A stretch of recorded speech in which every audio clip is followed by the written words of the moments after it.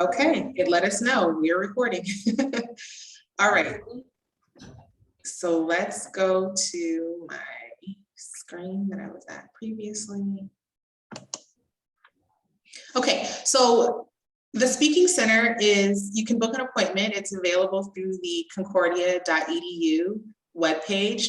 There's an update that's just been made. So they're telling me that there's a little bit of updating that still needs to be done with the Speaking Center webpage. But essentially, if you go to the Concordia website and enter into quick link Speaking Center, it will bring you to the Speaking Center page.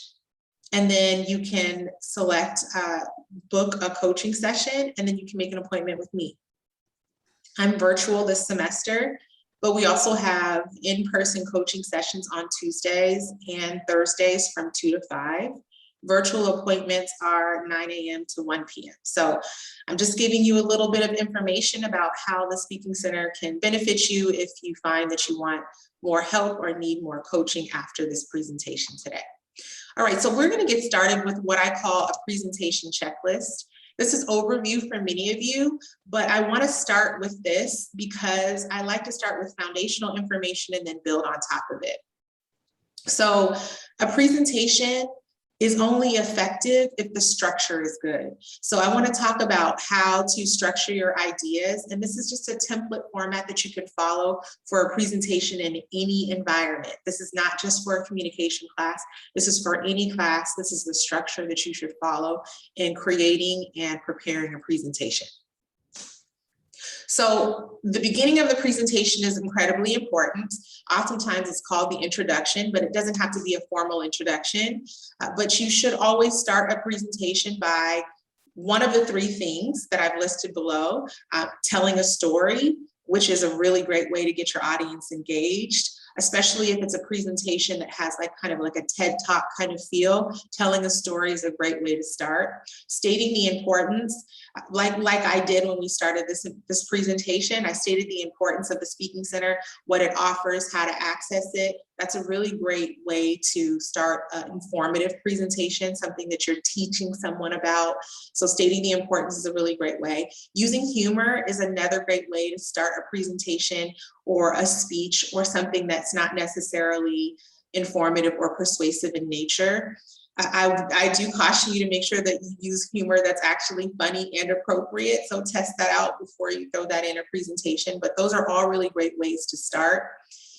My point is you need to have some way that you're going to begin a presentation that makes it clear that there's an intro.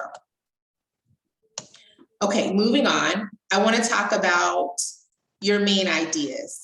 So every presentation structure should be broken up into 3 to 5 main ideas. It doesn't matter what you're talking about or what environment. This is the best way to structure. 3 to 5 allows your audience to remember. It also allows your audience to retain and respond. So 3 to 5 main points is the best way to communicate with a listening audience. And then when you break your ideas up into 3 to 5 main points, then you should only have 2 to 3 subpoints per main point. And then your examples fit within your subpoints. So if you are doing a presentation for your history course, for example, this is the structure that would apply. If you are doing a job interview, this is the structure that will apply. I'll explain that a little bit more later. If you are doing a communication course presentation, this is the structure that would apply. If you're speaking in some type of civic engagement, this is the structure that will apply. So I want to make sure that you understand that the structure is the key to a successful, organized presentation. And when your structure is good, it really helps you with confidence and it really helps you with delivery. Now, ending the presentation is just as important as how you begin, because you don't want, I always say it's like a kid starting to learn how to ride a bike. You want to make sure that you take off well and you get started well, but you don't end abruptly by falling over. So ending the presentation is the same thing. There needs to be some signaling of ending, clarifying main ideas, and having some type of ending statement. So if you're giving a formal presentation, you can follow that, signaling, ending, clarifying main ideas, ending statement. But if you're giving more of an informal presentation, let's say it's like informative, like I'm doing, you could end the statement and you can end the presentation, and then you can clarify, and then your ending statement could be asking questions. So this is a template structure that you can change and adjust based on what type of presentation that you're giving. I want to move on to any visual incorporation into your presentation. So visual aids are important because they keep your audience engaged. In most presentations, you should have some visual component. Even if it's a how-to, how to do something, there should be some visual component that allows you to explain how to do it. Keeping them simple is really important. So you don't want visual aids that will complicate your presentation and take away from what you're saying. You want to make sure that they're easy to execute, so easy to talk about throughout your entire presentation. You don't need to have a visual aid throughout your entire presentation, meaning you don't have to have something visually corresponding with what you're saying in every component, but it is good to have it in some aspect. And it also should be appealing to the audience. So it should look good. It should be easy to read. There should be no visual difficulties in your presentation. You should also think about people who may not be able to see content easily. So make sure that this soft wording is what I say, meaning like the font is easy to read and easy on the eyes. And now I want to spend more time on delivery because I'm sure most of you have taken Comm 1300, and so you understand the basic structure of how to organize a presentation. But I want to talk about how you can deliver effectively and in a way that makes you seem confident. So I always tell students to practice, practice, practice, but not practice to the point of memorization. So you want to avoid memorizing a presentation word for word. Memory allows you to know exactly what you're going to say, but it can also seem as though you're not engaged. And if you forget any portion of a presentation that you memorized, it can throw you off really easily. So you want to strive for extemporaneous delivery, which is also conversational. And you would take this approach by having keywords that remind you of what you're going to say from a presentation that you've already practiced and prepared for. So practice is the key to being confident. Practice is the key to your presentation seeming conversational. And if you try to wing it, and unless you're a very, very, very well-versed public speaker, you're probably going to not do as well as you would like if you wing it. So practicing with keyword structure. Keyword structure is just small statements that remind you of what you're going to say, and then engaging with the audience in a conversational style, your delivery will be perfect. And making eye contact is super important, any type of presentation, be it virtual, be it person to person. Eye contact is really important. And this is the most common question that I get. If I have a difficult time with eye contact, what should I do with that? So I say that eye contact is something that you don't have to do, but your audience needs to think that you're doing. So a good little trick with eye contact, if you struggle with that, is to look at your audience's forehead. They will never know that you're not looking them in the eyes, but it will allow you to seem engaging and conversational. So if you're not comfortable with making eye contact because it throws you off, start there. And as you practice and get more comfortable with your public speaking abilities, eye contact will come.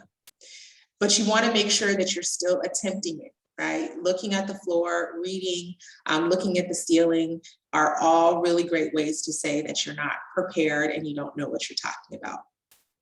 Also, a common question that I get is, what if I say or like all the time? Those are called verbal fillers. If or like is a problem for you and you find that you say that all the time when you're in conversation with other people or when you are speaking in front of an audience, I recommend that you start recording yourself. Recording yourself allows you to understand how often you use verbal pauses. It also helps you to understand why. Why you use verbal pauses is just as important as how often. Are you using verbal pauses to help you have time to think of what you're going to say? A lot of times that's why we're saying So you need to be a little bit more comfortable with silence. And silence for 1 to 2 seconds is completely okay. A lot of times we think silence is going to make it incredibly awkward. 2 seconds of silence will not. 5 seconds of silence and more will be awkward. So I encourage you to, instead of saying to fill up the space, try to just be quiet for a second to think about what you're going to say. You'll find that that helps you tremendously with verbal pauses. And again, the only way that you can perfect this is to record yourself. That's the best tip to improve on any verbal pauses or verbal fillers that you use in your conversation.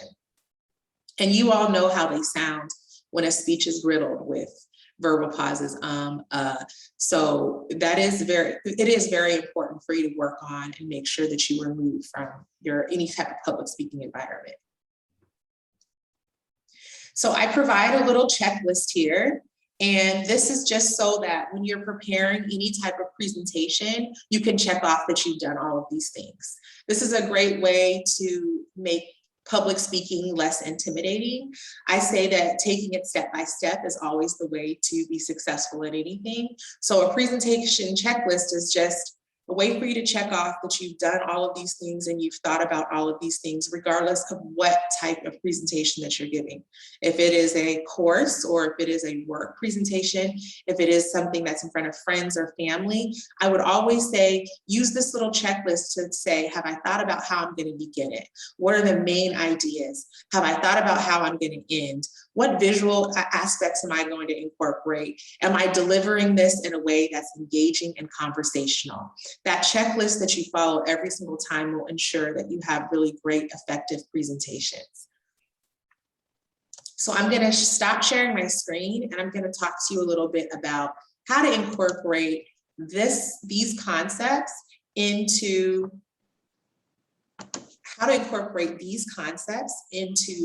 an actual interview, because I get so many questions about how to be effective with interviewing, what that looks like. And I want to talk to you about a little thing that I call an interviewing formula. It's very similar to the presentation checklist, except for it just doesn't really incorporate visuals. So if you're in any type of interviewing environment, I recommend that you come up with a 3-part structure. A 3-part structure in how you answer questions. So I'm going to use that question, tell me a little bit about yourself, as an example of how to apply this 3-part structure. So the tell me a little bit about yourself question is often the most dreaded question, because you don't often know how much you should tell, how personal, how detailed, and it's often what I call the filter question. It's a question that you're often asked in maybe like job fair interviews, where the person who's interviewing you determines whether you will be a good candidate for the remaining questions, right? Whether they should ask you even more questions. So the 3-part structure looks like this. Think about 3 aspects of yourself that are 1 personal, 1 professional, and 1 educational. Use that structure to then have an example for each area and do a preview of it, meaning like a mini intro, and then a summary of it. So it would look like this. If somebody said, Danielle, tell me 3 things about yourself, I would say, well, the 3 things that I think best explain who I am is that I'm great working with other people. I enjoy communicating with people from different environments, and I'm really great delegating responsibility. And then I would assign some way in those 3 areas that apply to my personal, professional, and educational life.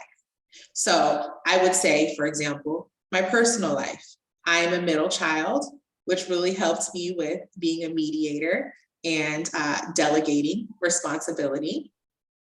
I'm a communication major, which really helps me with learning how to communicate with people from different environments and feeling really comfortable with communicating my ideas. I also teach, so it really helps me to learn how to take ideas and execute them in a clear way for people to understand and take to do something that they need to do with. So those are the three things that really explain who I am personally, professionally, and educationally. That structure that I just used is super effective in an impromptu situation. It helps you to feel confident and it helps you to seem organized. So I would encourage you all to practice that structure if you're in any impromptu interviewing environment, any question and answer session, it also applies. And it still, as you noticed, follows the presentation structure that I talked about earlier. Everything derives from that organization structure. Everything that you do that's effective in communication can derive from that organization structure. As you practice it and perfect it, it will be more natural and organic for you in how you communicate and make your ideas seem really clear and thorough. So I'll reiterate the things that I talked about a little bit, and then I'll give you time to ask me questions. So the structure is key, right? Making sure that you understand the structure. 3 to 5 points is super important. Making sure you have some clear way to introduce or intro or preview, and then some clear way to conclude. Work on your delivery, specifically your eye contact and your verbal pauses. Recording yourself is the best way to perfect that.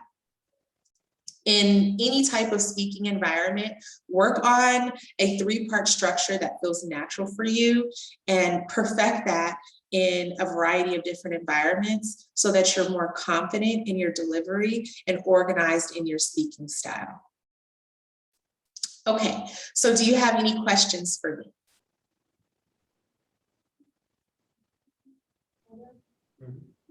I have a quick question.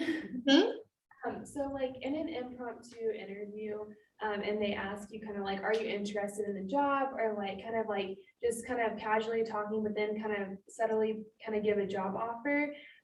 Just kind of curious, like how do you direct it to where like you obviously need time to think about it, but how do you like be grateful for them asking, but at the same time, like you still need time to kind of assess it within yourself?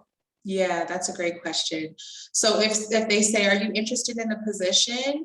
I would say, why? I'm interested in the position. I would start with that. So, and you can answer that again in a 3-part structure. So you could say, yes, I find that this position is interesting for me because it allows me to work with other people. It allows me to utilize the skills that I've learned in college, and I can learn something new about this company. And I also need a little bit of time to think it through to determine whether this is the best time for me for this position. Is there information that I can get to contact you later about my further or future interest?